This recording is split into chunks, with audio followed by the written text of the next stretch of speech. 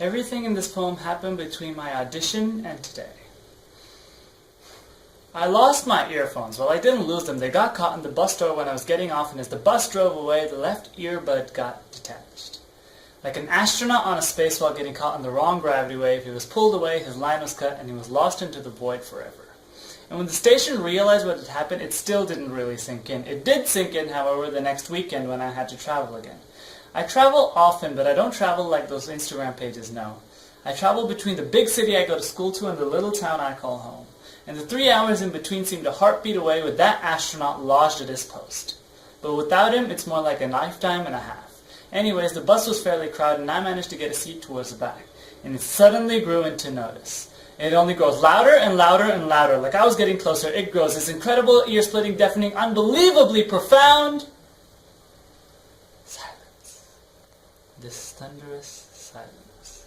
As the bus was driving me home, I was driven to insanity. Silence stopped being a state of no sound and started to seem like a place. Silence, my school teacher's favorite vacation spot. She loved it so much she expected to find it in a classroom.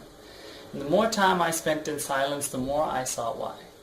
Like how Armstrong and Aldrin had to get used to lunar gravity, I learned to live in the quiet. And like Armstrong and Aldrin, sometimes it felt amazing. I remember this one time I saw this girl sitting a few seats ahead of me. Me being me, I'm too introverted for conversation and too nimble-minded to sleep. So instead of going up and talking to her, I imagined her coming and talking to me.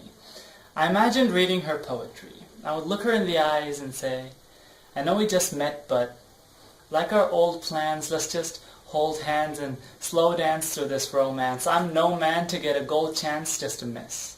I love your toe stands when we kiss. We've never kissed, but I can imagine. And just at that instant, I was reeled back into reality. There's something about imagining about kissing someone that just shook me up. Perfect timing too. Just at that instant, a mother with her newborn was standing in front of the seat next to mine. It looked like she wanted to sit, but first it looked like she wanted to fix her sari. She looked around and I was the only one with no earphones. Without a second's thought, she handed me her baby. Nose running, mouth drooling, dirty diaper maybe, and I thought to myself, great.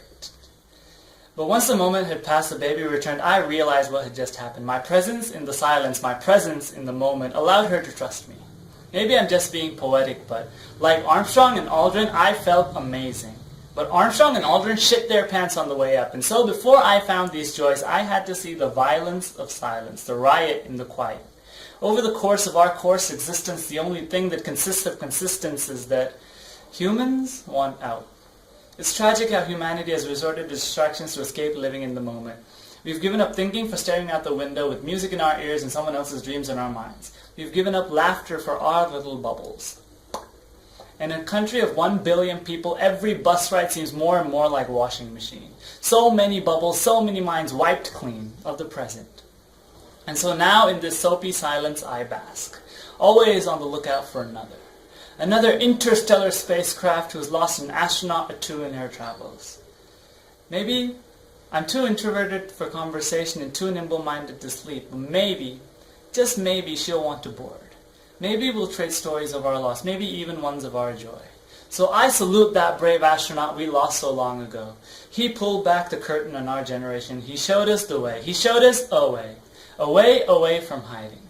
So I'll leave you with the same gift he gave me.